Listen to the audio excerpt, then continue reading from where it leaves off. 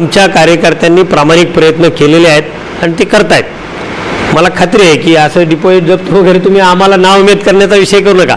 आमचे कार्यकर्ते खूप चांगले आहेत, प्रामाणिक आहेत आणि ते लढणारे आहेत. आमचा लढाऊ बाणा अजून गेलेला नाही.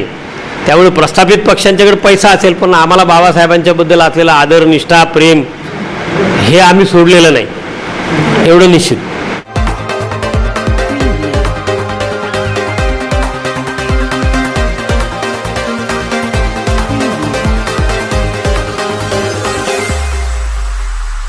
Preview.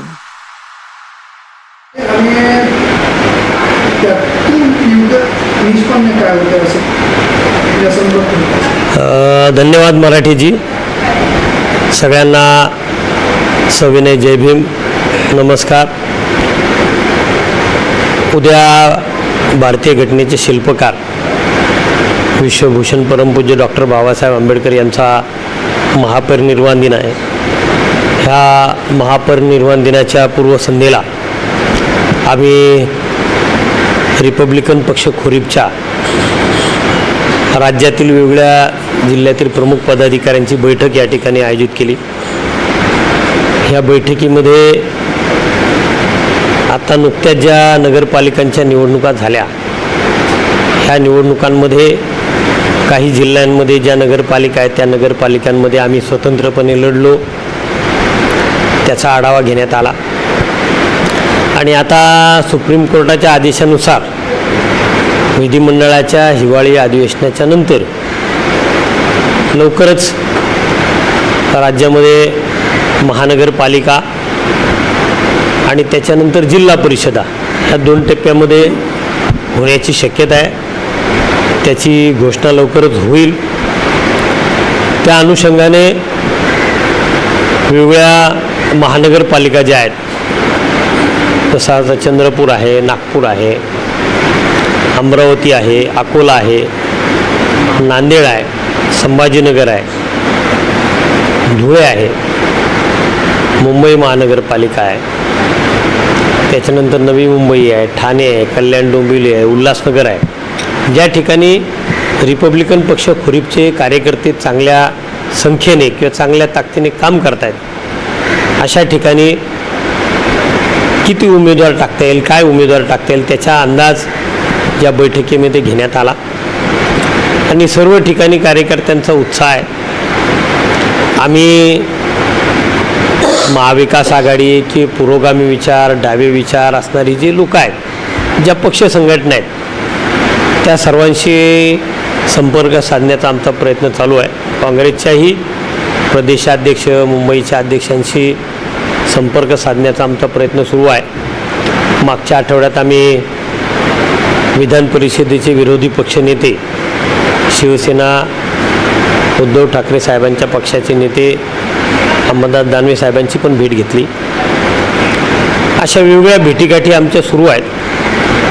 आणि ह्या भेटीगाठीमधून जर सन्मानपूर्वक युती होऊन जर आमच्या पक्षाला काही जागा आम्हाला अपेक्षित असलेल्या त्या जर आमच्या वाट्याला येत असतील तर त्या पद्धतीने आम्ही युती करून त्या निवडणुका लढवण्याची भूमिका ठरवलेली आहे. परंतु अनुभव खूप चांगला नसल्यामुळे दुसऱ्या बाजूला जर त्यांच्याकडून अपेक्षित असलेल्या जागा मिळणार नसतील तर आमची स्वतंत्र लढण्याची तयारी आहे. मुंबईमध्ये सुद्धा आज 50-60 जागांची जवळपास आमची तयारी सुरू आहे.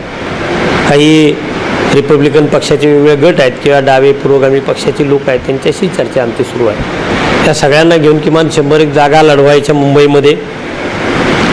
ठाण्यात काही जागा लढवायच्या आहेत, नवी मुंबईत आहेत, कल्याण डोंबिवलीमध्ये आहे, उल्हासनगरमध्ये आहे. म्हणजे हा MMRDAचा जो भाग आहे, प्रदेश आहे, ह्या प्रदेशामध्ये ह्या ज्या महानगरपालिका, ह्या महानगरपालिकांच्यामध्ये निवडणुका लढवण्याची आणि त्याचबरोबर मराठवाड्यातली जशी आता नांदेड आहे, संभाजीनगर आहे, या 2 मोठ्या महानगरपालिका आहे. उत्तर महाराष्ट्रामध्ये नाशिक आहे, धुळे आहे, विदर्भात चंद्रपूर, नागपूर, अमरावती, अकोला आहे. या सर्व ठिकाणी आम्ही आमच्या स्वतःच्या ताकदीवर प्रत्येक महानगरपालिकेमध्ये 20-25 जागा त्या महानगरपालिकांमध्ये आमची तयारी सुरू आहे. ती सगळा आढावा आजच्या ह्या बैठकीमध्ये घेण्यात आला. आमचे महाराष्ट्राचे सेक्रेटरी सन्माननीय प्राध्यापक अशोकजी ढोलेसाहेब नांदेडहून आलेले आहेत. आमचे मुंबईचे अध्यक्ष आहेत भागवतजी कांबळे. महाराष्ट्राचे आणखी एक सेक्रेटरी आमचे शशिकांत भालेराव आहेत. संघटन सचिव आमचे चंद्रकांत घोडके आहेत. ही सगळी मंडळी आहेत आणि त्यात प्रदीपजी ॲडव्होकेट आहेत. ही सगळी मंडळी आहेत. इतरही काही कार्यकर्ते आता मधल्या वेळेत जेवायला वगैरे गेलेत. आपण येण्याच्या थोडंसं आधी पुन्हा आमचा आढावा त्याच्यामध्ये होईल सुरू. एकूण ह्या सर्व ज्या महानगरपालिका जिल्हा परिषदेच्या ज्या निवडणुका आहेत, रिपब्लिकन ब्रँड म्हणजे रिपब्लिकन पक्षाची ओळख आणि अस्तित्व टिकवणं हा रिपब्लिकन पक्ष खरीपच्या पुढे सगळ्यात मोठा विषय आहे आणि त्या विषयाला घेऊन आमचे सगळे कार्यकर्ते महाराष्ट्रभर कामाला लागलेले आहेत आणि त्यासाठी आजची ही बैठक होती. बाबासाहेब आंबेडकरांच्या महापरिनिर्वाण दिनाचं औचित्य साधून आजची बैठक या ठिकाणी आयोजित केली. संध्याकाळी या ठिकाणी छोटेखानी अभिवादन सभासुद्धा या केंद्रीय कार्यालयात होणार आहेत. त्याला मुंबईतले सगळे जिल्ह्यातले जे पदाधिकारी आहेत MMR क्षेत्रातले सगळे इथे उपस्थित राहणार आहेत. त्यांच्या उपस्थितीत संध्याकाळी आमची अभिवादन सभासुद्धा या ठिकाणी होणार आहे. तर बाबासाहेबांना अभिवादन करतो. या निमित्ताने त्यांच्या विचारांना अभिवादन करतो आणि रिपब्लिकन पक्ष हा कसा प्रबळ बळकट आणि मजबूत होईल यासाठी आम्ही सगळेजण कटिबद्ध आहोत एवढं या निमित्ताने आपल्याला सांगू इच्छितो.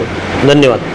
राज्यभरामध्ये महानगरपालिका आहे, नगरपालिका आहे, त्याच्यानंतर नगर परिषद आहे, जिल्हा परिषद, गट या ठिकाणी निवडणूक लढवण्यासाठी रिपब्लिकन पक्ष आर्थिकदृष्ट्या सक्षम आहे का? जर असेल तर ते तुम्हाला सोपं जाईल आणि नसेल तर मग हे सगळं गणित जुळवणं कसं शक्य आहे? त्या निवडणूक म्हटल्याच्या नंतर ज्या पक्षाची आर्थिक रसद मजबूत असते तो पक्ष तसं पाहायला गेला तर आघाडीवरती धरला जातो. नेमकं आपल्याकडून काय विवेचन आहे? बघा, रिपब्लिकन पक्षाचे दुसरे अध्यक्ष सन्माननीय माजी खासदार दत्ता खट्टी साहेब हे बैठकीमध्ये नेहमी म्हणायचे की रिपब्लिकन पक्षाला पैसा कुठून येतो हेच कळत नाही. याचं कारण असं की त्यांना जनतेवर विश्वास होता आणि जनतेतून पैसा गोळा करून आमचे उमेदवार लढत आलेले आहेत. आजही ती परिस्थिती आमच्या कार्यकर्त्यांची. आमचे कार्यकर्ते सगळे लोकवर्गणीतून निवडणुका लढवतात. आमचे सगळे कार्यकर्ते जे आहेत त्या मतदारसंघातले ते त्या उमेदवाराला कॉन्ट्रीब्यूट करून वर्गणी करून त्या उमेदवाराचा सगळा खर्च करतात. आता ही परिस्थिती आम्हाला मान्य आहे की आज संपूर्ण प्रस्थापित राजकीय पक्षांनी एक सवय लावलेली आहे मतदारांना पैसे वाटण्याचे, मोठमोठे आमिष देण्याची. त्या तुलनेने आम्ही निश्चितच मागे आहोत. परंतु निष्ठा आणि प्रामाणिकपणा रिपब्लिकन पक्षाबद्दल जो आमचा आहे, बाबासाहेबांच्या विचारावर जी आमची आढळ श्रद्धा जी आहे त्याच्यावर ही लढाई आम्ही लढतो आहोत आणि मला खात्री आहे की रिपब्लिकन पक्षाचे कार्यकर्ते याच्यात कुठे कमी पडणार नाहीत. RPIचे अनेक गट तट आहेत.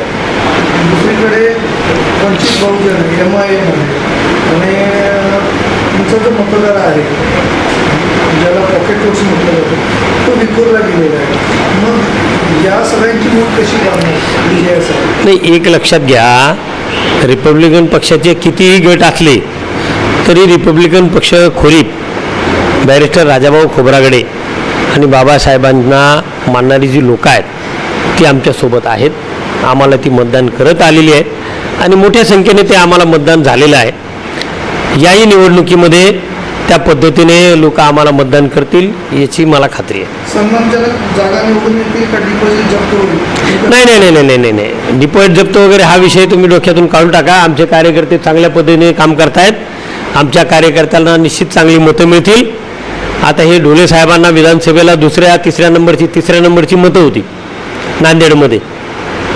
आम्ही आमच्या कार्यकर्त्यांनी प्रामाणिक प्रयत्न केलेले आहेत आणि ते करतायत.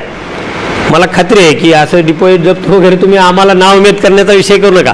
आमचे कार्यकर्ते खूप चांगले आहेत, प्रामाणिक आहेत आणि ते लढणार आहेत. आमचा लढाऊ बाणा अजून गेलेला नाही. त्यामुळे प्रस्थापित पक्षांच्याकडे पैसा असेल पण आम्हाला बाबासाहेबांच्याबद्दल असलेला आदर, निष्ठा, प्रेम हे आम्ही सोडलेलं नाही. एवढं निश्चित. धन्यवाद. धन्यवाद. जय भीम.